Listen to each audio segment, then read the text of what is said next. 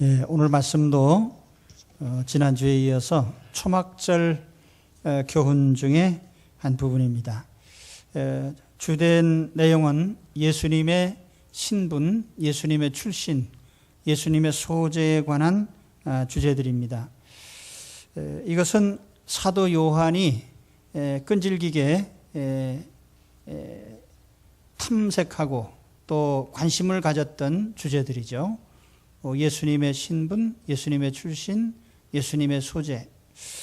자, 오늘 예루살렘 주민들이 등장합니다. 예루살렘 사람 중에서 어떤 사람이 말하되, 그런데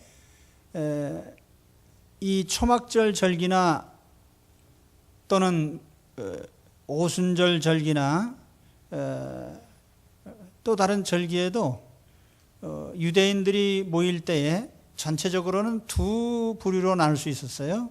하나는 원래 예루살렘에 거주하는 주민이 있고, 또 절기에 세계 만방에서 찾아오는 순례자들이 있습니다. 오늘 여기 주제가 된 사람들은 예루살렘 주민들이죠. 이 사람들은 주로 예수님을 반대하는 입장에 있었습니다. 그래서 오늘 25절 26절에 보면 예루살렘 사람 중에서 어떤 사람이 말하되 이는 그들이 죽이고자 하는 그 사람이 아니냐.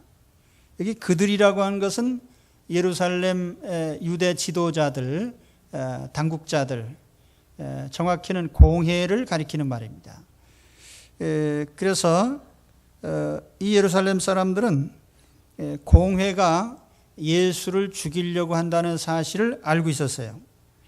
이는 그들이 죽이고자 하는 그 사람이 아니냐. 보라, 드러나게 말하되 그들이 아무 말도 아니하는도다. 당국자들은 이 사람을 참으로 그리스도인 줄 알았는가. 그래서 이 당국자들이 예수를 죽이겠다고 결의한 걸 알고 있는데 왜 저렇게 큰 절기에 예루살렘 성전에서 많은 사람에게 가르치고 있는데도 가만두는가. 그래서 혹시 메시아로 인정하기로 한 것이 아닌가, 이런 생각들을 한 것입니다. 그리고 27절에 이어진 말씀, 그러나 우리는 이 사람이 어디서 왔는지 아노라. 그리스도께서 오실 때에는 어디서 오시는지 아는 자가 없으리라. 이 사람 우리가 어디서 온 거 뻔히 안다. 이 사람은 나사렛 출신이고 아버지는 요셉이고 어머니는 마리아고 형제는 유다와 요셉이 있고 누이들도 있는 거 우리가 뻔히 안다. 출신을 안다는 거죠. 그러나 실상 메시아는 그렇게 누구인 줄 분명히 출신을 아는 게 메시아가 아니라 메시아는 모르게 온다. 그게 이제 유대인들의 통상 가지고 있는 상식입니다. 헤롯 임금 때에 메시아가 났다. 유대인의 왕이 오셨다. 그러니까 헤롯 왕이 메시아가 어디서 오느냐 물었더니 유대 베들레헴에서 난다. 근데 막상 유대 베들레헴에 누가 메시아인지 몰랐어요. 그래서 헤롯은 그 지경에 있는 어린이 아이들을 다 죽인 것입니다. 묵시문학에도 유대인들이 가지고 있던 사상이 잘 드러나 있는데, 그 유대 랍비 제라라고 하는 사람은 가르치기를 세 가지가 부지중에 온다. 첫째는 메시아요. 둘째는 하나님이 보내신 자요. 그리고 세 번째 전갈이다. 전갈, 스콜피온. 그러니까 은밀하게 온다는 거죠. 그래 모르는 것이 당연한데, 저 예수는 우리가 알고 있지 않냐. 이게 어떤 면에서 보면은 예수에 대해서 알고 있는 표면적인 지식이 걸림돌이 된 겁니다. 오늘 우리도 마찬가지예요. 우리 기독교 신앙에 들어오기 힘든 것 가운데 하나는 예수를 조금 아는 것이 문제입니다. 이 자리에 미션스쿨 나오신 분들이 혹시 계실지 모르겠는데, 학교 다닐 때 성경 조금 주워 들은 얘기, 또 어떤 다른 사람들에게 기독교가 뭐냐, 교회가 뭐냐, 이런 얘기들 주워 들은 얘기들이 선입견으로 쌓여 있어요, 사람 속에. 그래서 예수 그리스도를 진정하게 아는데 걸림돌이 되는 겁니다. 그래서 오늘 우리가 이 기왕에 알고 있는 이런 주워 들은 얘기들은 다 버려야 됩니다. 그래야 우리가 그리스도에 대한 올바른 인식을 할 수가 있습니다. 자, 나아가서 이제 오늘 말씀 28절로 가면 예수님께서 이런 사람들에게 이제 답변을 하시죠. 예수께서 성전에서 가르치시며 외쳐 이르시되 너희가 나를 알고 내가 어디서 온 것도 알거니와. 그래, 너희들이 내가 요셉의 아들이고 또 마리아의 아들인 것을 너희들이 알고 있는 것 내가 알고 있다. 그러나 너희들이 영적으로는 분명히 잘못 알고 있다. 그래서 28절 29절에 다시 말하기를 내가 스스로 온 것이 아니라 나를 보내신 이는 참되시니 너희는 그를 알지 못하나 나는 아노니 이는 내가 그에게서 났고 그가 나를 보내셨습니다. 그 예수님이 여기서 아주 중대한 자기 출신에 관한 말씀을 하십니다. 내가 누군지 아냐? 나는 참되신 분이 나를 보내셨다. 여기 참되시다고 하는 것은 하나님을 가리키는 명칭이에요. 이 우주 가운데 참으로 진리이고 진실하신 분은 하나님 한 분 외에 없다고 보는 겁니다. 그래서 참되신 그 하나님이 나를 보내셔서 내가 왔다. 그 하나님과 내가 같이 있었다. 그 예수님의 이 신성의 출처를 가리키는 말입니다. 하나님과 같이 계신 신성의 예수님. 그리고 그 하나님 아버지가 나를 보내셨다는 거죠. 내가 그냥 내 마음대로 어디서 불쑥 나타난 게 아니라 하나님이 계획을 세워서 날 보내셔서 내가 왔다. 그래서 예수님은 자기 출신에 관한 것을 이렇게 명백히 밝히십니다. 이 요한복음에서 대단히 중요한 내용이에요. 예수님이 자기의 출신을 밝히고 있다는 것이요. 그런데 이 주님의 말씀은 사실은 결단을 촉구하는 말씀이에요. 너희들이 뭐라고 나에 대해서 알고 있든지 내가 내 신분에 대해서 이제 밝히겠다. 나는 하나님 아버지와 같이 있었고 하나님 아버지가 보내신 분이다. 그럼 그때 이제 우리는 두 가지 결정을 할 수밖에 없어요.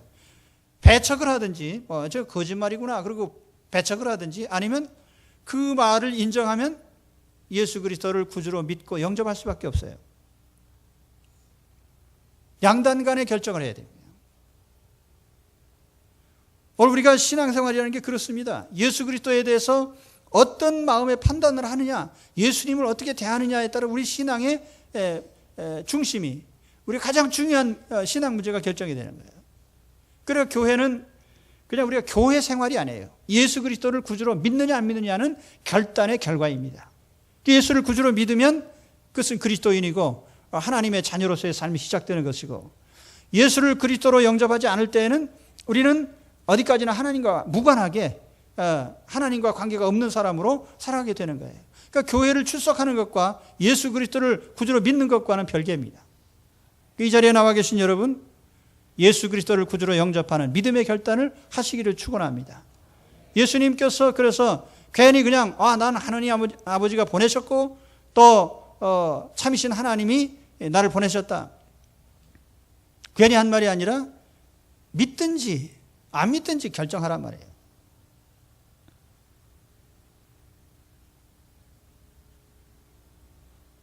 우리가 예수님을 아는 데 있어서 겉으로 아는 것은 별 의미가 없어요. 오늘 이 유대인들이 알고 있었던 것처럼 나사렛 출신이고 목수의 아들이고 아버지는 요셉이고 어머니는 마리아고, 그 지식이 오늘 예수에 관한 세상의 모든 지식들입니다. 서점에 가면 기독교에 관한 책도 많고 그리스도에 관한, 예수에 관한 책도 많은데 어떤 책은 인간 예수에 대한 접근을 한 책들도 있고 또 신앙적 관점에서 그리스도를 제대로 본 것도 있는데 대부분의 책들은 신앙적이지 못합니다. 예수를 얘기하고 있는데 오늘 예수님이 여기 말씀한 것처럼 예수 그리스도의 육신적인 면만 관찰하고 인간 예수만 보고 있어요. 신성적인 예수를 말하지 않습니다. 사도 바울은 골로새 교인들에게 너희는 초등학문과 모든 인간적인 철학들을 버려라. 그게 예수 그리스도를 믿는 신앙의 걸림돌이 된단 말이에요. 그래서 바울은 자기 자신이 가지고 있던 지식이나 자기 학력이나 철학이나 이런 사상들을 다 배설물처럼 버리고 예수 그리스도를 아는 지식이 가장 고상하기 때문에 그것을 얻기 위해서 다른 건 다 버린다고 했습니다. 오늘 여러분 예수 그리스도를 바로 아는 이 안목에 이르시기를 축원합니다. 그래서 우리가 인간적인 접근법, 오늘도 지금 서점에 가면 예수에 관한 책이 무수히 많은데 가끔가다 제가 이제 그런 얘기를 들어요. 어떤 분이 제가 목사님 이런 책을 읽었는데 예수에 관해서 이런 얘기가 있습니다. 근데 사실은 그건 독서는 참 한 건 기특하시긴 하신데 책을 괜히 읽은 거예요. 그게. 그러니까 여러분 도움 안 되는 그런 기독교 책은 읽지 마세요. 신앙의 걸림돌이 되는 인간 예수를 말하는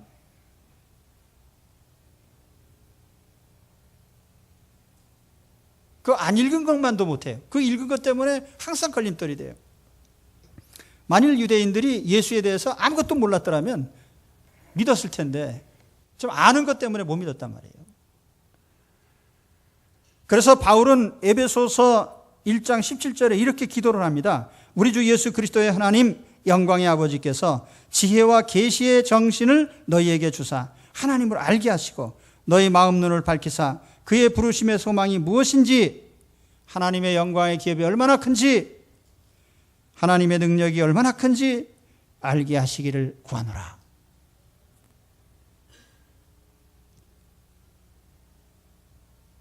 예수님이 이렇게 말씀을 하니까 정말 두 가지 반응이 나왔어요.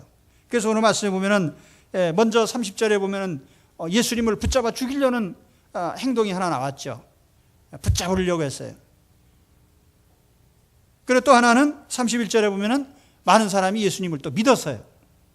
이분은 정말 구주시구나. 그러니까 배척과 예수님을 믿는 사람과 예수를 배척하는 극단적인 두 경우가 나타나게 된 거죠. 지금도 똑같습니다. 지금도 이 복음이 전달될 때에 믿는 사람이 있는 반면에 배척하는 사람이 또 있습니다.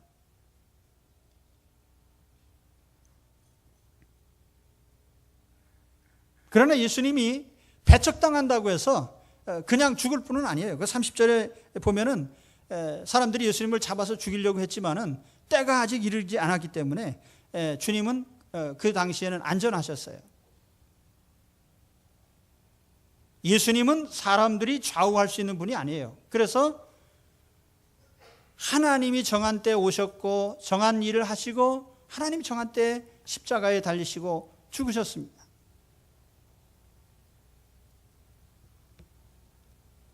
예수님을 배척하는 사람과 예수님을 영접하는 사람으로 나눠진 것을 우리는 주의 깊게 봐야 됩니다. 이거 기독교 역사입니다. 그것이 복음이 들어가는 곳에 기독교를 박해하는 역사가 있었고 또 한편에서는 예수 그리스도를 구주로 믿는 역사가 일어났어요. 그래서 예수님을 영접한 그 믿음의 사람들에 의해서 역사가 변하고 또 새로운 역사들이 일어났죠.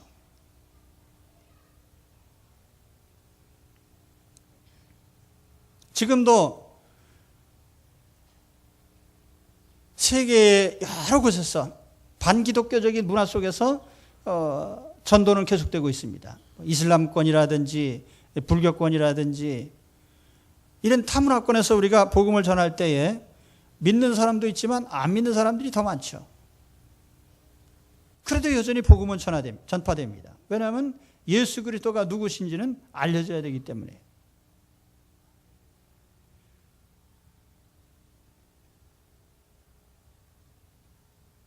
이미 예수님을 영접한 여러분은 참으로 하나님께 은혜를 받으신 분들입니다.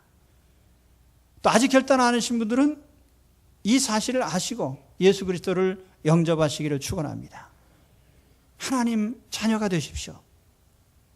하나님의 초청에 응하시고 예수 그리스도가 하나님께로부터 오신 분이구나.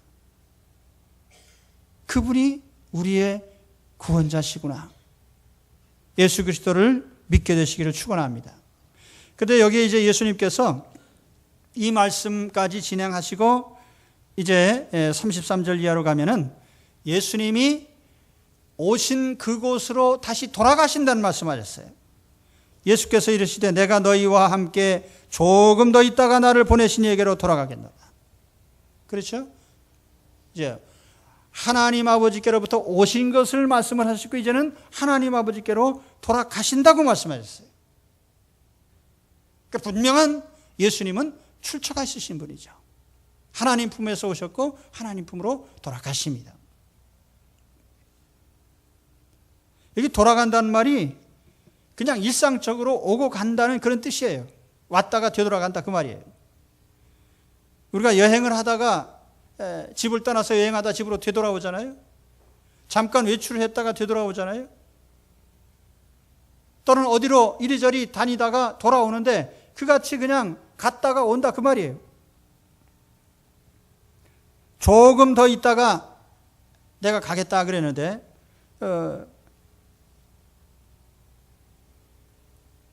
사실 주님이 이 말씀하신 것은 예수님이 십자가에서 죽으시고 장사 지내고 부활하시고 다시 하나님 품으로 돌아가신 그 과정을 다 가리키는 말이에요. 그래서 오늘 말씀에 조금 있다가 33절에 조금 더 있다가 나를 보내신 그곳으로 내가 가겠다 그랬는데 예수님은 정확히 이 말씀을 하시고 나서 한 6개월 정도 경과된 시점에 죽으셨어요. 그리고 무덤에 가셨다가 부활하시고 승천하셨죠. 그런데 우리 주님은 그런 엄청난 일을 얘기하시는데 그냥 왔다 가는 것으로만 표현하셨어요. 뭐 영결을 한다든지 아니면 영원히 영면을 한다든지 그런 말을 안 하시고 왔다 나 갈 거다. 그래서 사도 요한은 요한복음 전체에서 예수님이 오신다 가신다 이 표현을 굉장히 많이 합니다. 왜냐하면 예수님이 오시고 가시는 문제, 그 천국에서 오시고 가시는 그 문제를 사도 요한이 굉장히 주의 깊게 관찰하고 요한복음에 다루고 있어요. 예수님은 인간과 하나님 사이에서, 현세와 내세 사이에서, 지상과 하나님 사이에서 오시고 가시는 분이에요. 자유롭게.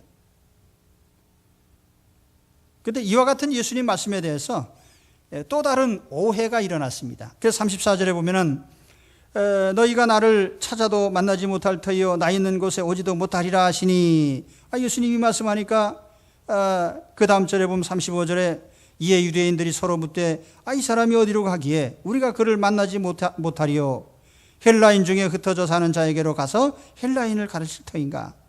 나를 찾아도 만나지 못할 터이요 나 있는 곳에 오지도 못하리라 한 이 말이 무슨 말이냐. 유대인들은 생각하기를 이 예수란 분이 멀리 떠나가나 보다. 예수란 분이 우리랑 만날 수 없는 타향으로 가실래나 보다. 그래서 여기 뭐라고 했냐면은 헬라인 중에 흩어져 사는 자들에게로 가려는가. 여기 헬라인이라는 표현이 나오죠. 근데 우리가 이 배경적으로 알아야 될 것은 여기 헬라인이라는 것은 유대인이 아닌 모든 이방인을 가리키는 말이에요. 유대인의 의식 구조 속에서는 지구상의 인류를 항상 둘로 나눕니다. 유대인과 유대인 아닌 사람. 그게 유대인의 인간 구별법이에요. 선민과 선민 아닌 사람. 유대인과 비유대인. 그러니까 유대인이 아주 그런 의식이 너무나 강한 사람들이에요. 그러니까 이 사람들은 지금도 그 정통파 유대인들 보면은 이방인들하고는 마주 앉아 식사도 안 해요. 음식도요, 자기네가 공인한 음식점에서 공인된 식품만 사서 먹습니다. 이방인 집에 가서 식사를 못하는 이유가 부정한 그릇에 담아 먹을까봐. 그게 예를 들면 그 사람들은 소고기 먹을 때 랍비가 잎이 하에 제대로 잡은 고기를 먹어야 돼요. 소를 잡는데 그냥 단번에 딱 해서 소가 죽어야지, 소를 그냥 망치로 여러 번 두들겨 죽이면 그건 부정하게 죽인 거기 때문에 안 돼요. 그래서 그들이 이렇게 정당하게 죽여서 피를 딱 빼야 돼 또. 피가 묻어 있으면 이 사람 부정하기 때문에. 그래서 예를 들면 이방인이 피 묻은 고기를 담았다가 하이타이에 씻고, 하이타인가 뭔가 하이타이에 씻으면 안 되지. 그 뭐죠? 세척제, 식기세척제, 그걸 넣어가지고 100번이나 씻었어도 안 돼, 그거는. 그 그릇에 먹으면 부정한 거예요. 이 사람들이 이렇게 유대인과 비유대인을 구별하는 거예요. 그래서 여기서 이제 헬라인이라고 표현한 것은 이 당시에 이방인은 헬라어를 사용을 했어요. 헬라 문화권 속에 있었습니다. 정치적으로는 로마 제국 속에 있었지만은 문화적으로 보면은 헬라 문명이 지배하던 시대이기 때문에 그냥 헬라인 이렇게 표현한 거예요. 그러니까 헬라인 그러면 유대인 아니 이방인 그런 뜻이에요. 그러니까 이방인 가운데 흩어져 있는 자들이라고 했죠. 여기 흩어져 사는 자들. 이 흩어져 사는 자들이라고 하는 이 표현이 헬라어로 쓰면은 디아스포라라고 합니다. 디아스포라. 이 말은 많이 들어보셨을 거예요. 흩어진 유대인. 세계에 분산돼서 살고 있는 유대인들. BC 586년에 바빌로니아에게 멸망한 이후로 유대인들은 세계 각처에 흩어져 살았어요. 그래서 이 사람들을 디아스포라라고 하는데, 예수님께서 나는 너희들이 올 수 없는 곳으로 간다. 나를 찾아도 못 만날 거다라고 하니까 저 예수란 분이 흩어져 사는 유대인 디아스포라들한테로 돌아다니면서 그 사람들을 가르치려나 보다. 지금 전 세계에 흩어져 있는 우리 한국 사람이 굉장히 많아요. 저 아프리카 외딴 섬에 지구상에 어떤 나라도 한국 사람 없는 나라가 없습니다. 다 어느 구석에나 다 있어요. 근데 그 지구상에 흩어져 있는 한국 사람 다 찾아다니려면 평생 다녀도 못 다녀요. 그래서 아마 이 당시에 유대인들도 그런 생각을 했을 겁니다. 저 예수가 이제는 예루살렘 유대인을 떠나서 디아스포라들한테로 돌아다니느라고 다시는 못 만난다는 소리를 하는가 보다. 그리고 오해를 했단 말이에요. 예수님이 올 수 없는 곳으로 간다고 하니까. 이제 스토리가 이해가 가시죠? 그렇죠? 뭘 오해했는지 아시겠습니까?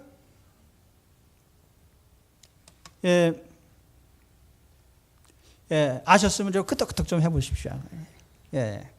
그렇구나. 그러면 여기 사실 예수님이 나 있는 곳에 너희가 올 수 없고 나를 찾아도 못 찾는다는 이 말이 뭔가? 나 있는 곳이라는 건 어디를 가리킨 말인가? 크게 보면은 우리가 두 가지 의미를 생각할 수가 있어요. 하나는 우리가 장차 들어갈 천국입니다. 하나님 나라. 우리가 궁극적으로 가야 될 곳이에요. 누구나 다 하나님 나라로 향해서 가야 됩니다. 난 안 가. 가기 싫으면 관두시지 뭐예요. 가든지 안 가든지 분명한 거는 이 땅은 떠난단 말이에요. 그건 확실한 거예요. 여러분 여기 앞으로 100년 후에 이 자리에 계속 앉아 계실 분 계세요? 아마 조만간 다 가실 겁니다. 가지 말라 그래도 다 가야 돼. 이 땅은 무조건 떠나야 돼. 떠난 다음에 어디로 가든지 그건 여러분이 결정하시면 돼요. 그런데 오늘 주님께서 하나님 나라로 그것을 예비하시고 우리를 인도해 가시겠다. 그렇게 말씀하셨어요. 난 그곳으로 간다. 천국으로 간다. 요한복음 14장을 보시면은 예수님이 이걸 아주 구체적으로 말씀하셨어요. 제가 장례식 때마다 읽는 성구입니다. 요한복음 14장 1절. 거기 보시면은 너희는 마음에 근심하지 말라. 하나님을 믿으니 또 나를 믿으라. 내 아버지 집에 거할 곳이 많도다. 그렇지 않으면 너희에게 일렀으리라. 내가 너희를 위하여 처소를 예비하러 가노니 가서 처소를 예비하면 내가 다시 와서 너희를 내게로 영접하여 나 있는 곳에 너희도 있게 하리라. 아멘.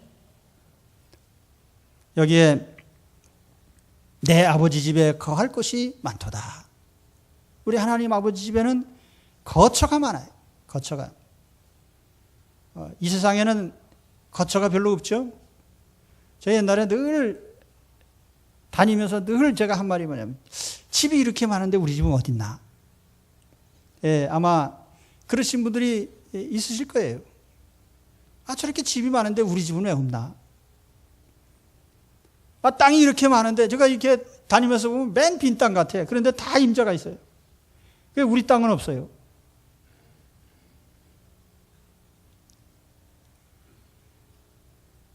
여러분, 하나님 나라에 오늘 우리의 거처와 우리의 땅이 많이 있습니다. 맨션이 있어요, 맨션. 천국 맨션. 예, 근데 성경에 맨션이라는 말은 없어요. 아무튼 하나님 품 안에 집이 잘 예비되어 있습니다. 그리고 우리 주님께서 내가 가서 너희를 위해서 거처를 예비하러 간다. 처소를 예비하면 다시 와서 데려가겠다. 할렐루야. 주님이 약속하셨습니다. 그러니까 우리는 그곳을 바라고 사는 거예요. 이 땅에 사는 동안에. 하나님의 품을 목표로 삼고 사십시오. 예수님이 그걸 우리를 위해서 준비하시고 우리를 부르시는 거예요. 아마 조만간 가실 거예요.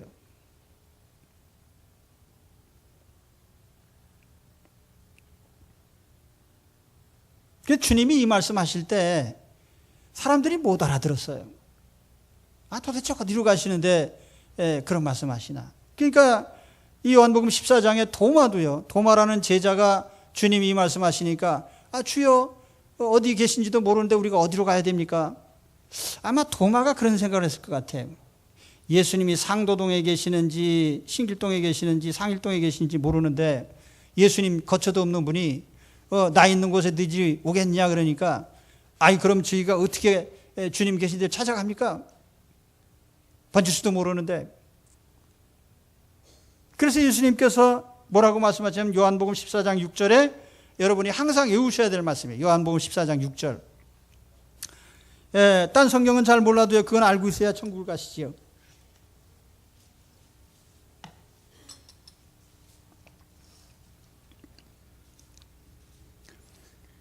뭐라고 말씀했어요? 내가 곧 길이요 진리요 생명이니 나로 말미암지 않고는 아버지께로 올 자가 없느니라. 내가 길이다. 내가 천국으로 가는 길이다. 다시 말하면 예수 그리스도를 구주로 믿고 영접하는 사람에게 주님께서 우리를 인도하셔서 하나님 품으로 천국으로 인도하신다는 말씀이에요. 이 신앙적인 말씀이죠. 근데 도마도 이 영적인 의미를 이해하지 못했어요. 우리는 조만간 이 땅 떠납니다. 그래서 하나님의 품을 다 천국의 맨션을 자기 집을 찾아서 다 기대하고 계시면서 사시기를 축원합니다. 하나님이 오라고 하시는데도 난 제발 1년만 더 살았으면 좋겠다 이런 황당한 소리 하지 마시고 하나님 부르시면 할렐루야 하면 그리고 빨리 가시기를 바랍니다. 하나님 품으로요. 그래서 하나님 부르시는데 안 가려고 하니까 치료비만 많아지는 거 아니에요. 병원만 괜히 차고 넘치고요. 그래서 죄송합니다. 하나님 품으로 하나님 부르실 땐 가야 됩니다. 하나님이 좋은 곳으로 인도하신다는데 왜 안 가려고 애쓰시냐 말이에요. 또 한 가지 나 있는 곳이라고 주님이 말씀하신 이것은 하나님의 품을 가리키는데 이것은 영적인 의미에서 하나님의 품 안을 가리키는 말이에요. 하나님 무소부재하시기 때문에 사실은 장소의 구애를 받지 않습니다. 어느 곳이든지 우주 공간에.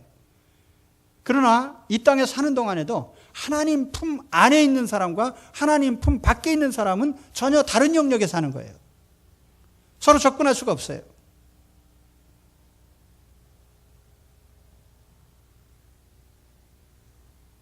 지금 육신적으로 보면 예수님 어디 계시냐면은 예루살렘 성전에서 지금 제가 설교하는 것처럼 이 성전에 서서 설교를 하고 계십니다. 마음만 먹으면 유대인들이 가서 붙잡을 수도 있어요. 그러니까 얼마든지 자기들이 좌우할 수 있는 곳에 예수님이 계시고 자기들 손 안에 있다고 생각을 했어요. 그러나 예수님 뭐라고 말씀하시냐면은 내 아버지가 허락지 않으면 너희들은 나한테 머리털 하나도 접근할 수 없다는 거예요. 유대인들이 예수님을 죽이려고 했지만 주님은 유대인들이 죽이려고 한다고 해서 죽으실 분도 아니고 그들이 좌우할 수 있는 분도 아닙니다. 어디까지나 하나님 아버지의 뜻대로 움직였을 뿐이죠. 오늘 우리가 이렇게 다 같이 똑같은 세상에 사는 것 같지만 영적으로 보면은 하나님 품에 사는 사람이 있고 하나님 품 밖에 사는 사람이 있어요. 서로 전혀 다른 영역에 사는 것입니다. 그 심지어 세상에서는 피를 나눈 형제이고 부부라 할지라도 영적으로는 다른 영역에 살 수 있어요. 아내는 하나님 품 안에 있고 남편은 하나님 밖에 있고 그 영적으로 다른 영역에 살 수 있다는 말씀이에요. 그래서 우리 예수 그리스도의 이름으로 하나님 품 안으로 빨리 부르라는 뜻입니다. 온 가족이 한 성령 안에, 한 하나님 안에 있어야죠. 그렇죠? 할렐루야! 내가 지금 하나님 품 안에 계십니까? 그러면 우리 함께하는 사람들도 영적으로 같은 하나님 품 안에 있기를 구해야 되고요. 하나님 품 안으로 인도하세요. 나 있는 곳이라고 주님이 말씀하시는데 그 나 있는 곳은 우리가 장차 들어갈 천국인 동시에 이 땅에 사는 동안에 하나님 품 안에 하나님의 성령이 지배하시는 하나님 품 안에 사는 사람들입니다. 그곳에 우리가 살아야 됩니다.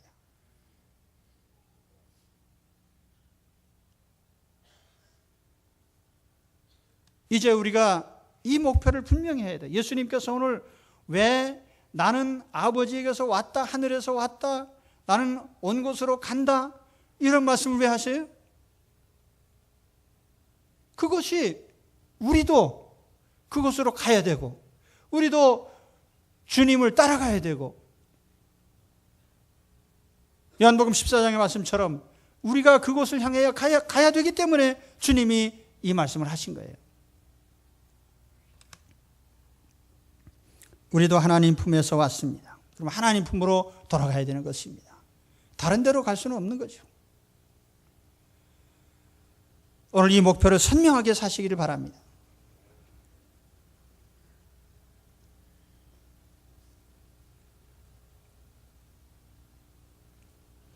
땅에서 아무리 재산이 많고 그럼 뭐 하겠습니까? 요즘에 보면 우리나라에서 제일 부자로 사시는 분이 소송을 하셨더라고요. 그것도 인생의 극히 말년에. 그것도 가난한 분도 아니고 엄청난 부자이신 분이.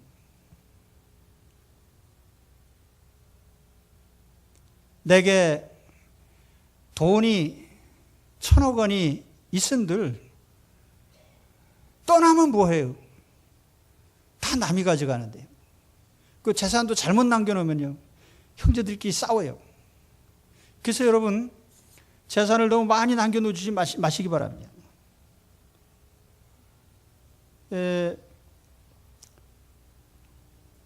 심각하신데, 그거 웃어야 되는 거예요, 웃어야. 그리고 지금 재산을 좀 가지고 계신 분들은 남 주기 싫으면요, 사시는 날 동안 실컷 다 쓰세요. 그래야 소비가 진작되고 경제가 발전하니까요. 그렇죠? 제가 경제 원리를 말씀드리는 거예요. 그래서 우리는 이 땅에서의 삶이 극히 한정적이고 제한적이기 때문에 내일 떠날지 모레 떠날지 모르는 그 입장에 있어서 정말 중요한 것은 내가 들어갈 하나님 품이고 처소가 그게 중요한 것이지 이 땅의 것이 중요하지 않은데 거기에 재산이 많다고 해서 거기에 매달려 있고 형제가 의가 나고 그럼 뭐 하겠어요? 하나님 품을 바라보며 함께 나가시기 바랍니다. 마지막으로 말씀드릴 것은 주님이 떠나기 전에 믿으십시오. 오늘 여기 주님께서 하신 말씀은 경고적인 의미가 있어요. 유대인들에게 야, 니들이 지금 내가 오는 곳에 뭐 어디냐 이렇게 묻고 배척하고 있는데 내가 떠나가면 그땐 너희가 나를 볼 수도 없고 만날 수도 없으니 끝나는 거다. 실제로 기독교 역사에서 보면 그래요. 유대인처럼 복받은 종족이 어디 있어요? 아브라함 때부터 하나님 선민이었고 그 민족을 통해서 하나님 계시를 하시고 메시아가 다른 동네 오지 않고 이스라엘에 오셨어요. 그러니까 유대 땅에 돌아다니시다가 예수님 33년 6개월 동안 거기에 거처하셨어요. 그러니까 유대인들은 자기 두 눈으로 메시아를 보고 듣고 만지고 교훈을 받았단 말이에요. 그런데도 예수를 안 믿었단 말이에요. 동방 박사들은 멀리서 와서 메시아가 태어나신 것을 보고 감격하면서 예물을 드렸어요. 안나 여선지는 평생 독신으로 살면서 메시아가 오실 날을 기다리다가 예수님을 보고 감격적으로 눈을 감았어요. 세례 요한은 메시아를 소개하기 위해서 기다리다가 메시아가 눈앞에 나타났을 때 감격적으로 세상에 알리고 그는 순교를 당했습니다. 얼마나 많은 사람이 메시아를 본 감격 속에 주님을 영접하고 맞이하고 떠나는데 그 메시아가 나타나서 직접 가르치고 만지고 병 고쳐주고 이렇게 행하는 그 사람들이 예수님을 배척했으니 얼마나 억울한 일이에요.